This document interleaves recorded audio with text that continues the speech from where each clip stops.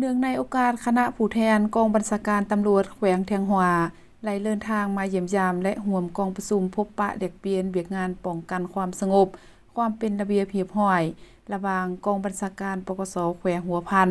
และกองบัญชาการตำรวจแขวงเทียงหัวประจำปี 2025 หลังนั้นในตอนเช้าของวันที่ 30 ธันวาคม 2025 นี้คณะผู้แทนทั้งสองภายได้พร้อมกันร่วมบางกะตาลอกไม้อยู่ที่หน้ารูปหล่อประธานไกรสอนพรหมวิหารและบางพวงมาลาอยู่อนุสาวรีย์ร่วมสัมพันธ์สู่รบลาวเวียดนามและเพื่อแสดงความเคารพรู้บุญคุณจดจำและจารึกถึงคุณงามความดีที่มีต่อประเทศชาติอย่างล้นเหลือที่มีบรรดาสหายนักรบไหลเคียงบ่าเคียงไหลบนเส้นทางประวัติศาสตร์ที่ไหลเสียสละเลือดเนื้อเหือแห้ง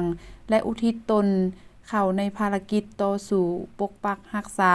และปลดปล่อยชาติเฮ็ดให้ประเทศชาติมีความสงบปลอดภัยเพื่อสืบต่อขยายมูลเสื่ออันดีงามและเพิ่มพูนคูณสร้างมูลเสื่อสายพัวพันมิตรภาพอันยิ่งใหญ่ความสามัคคีพิเศษและการร่วมมือหอบลานระหว่าง2พรรค2รัฐและประชาชน2ชาติลาวเวียดนามลาวให้มั่นคงทะนงแกนตลอดกาลนานการวางกะตาลอกไม้อยู่ต่อหน้ารูปหล่อประธานไกรสอนพรหมวิหารเพื่อระลึกถึงคุณงามความดีของประธานไกรสอนพรหมวิหารผู้นำที่แสนเคารพรักที่ไหลนำพาต่อสู่กุศล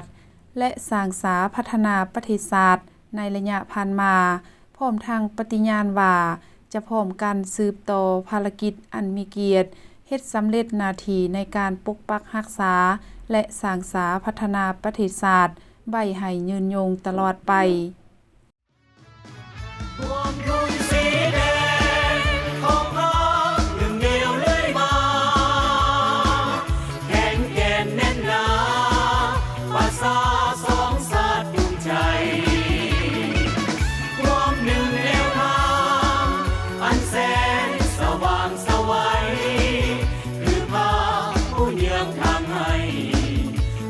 ใจกันพั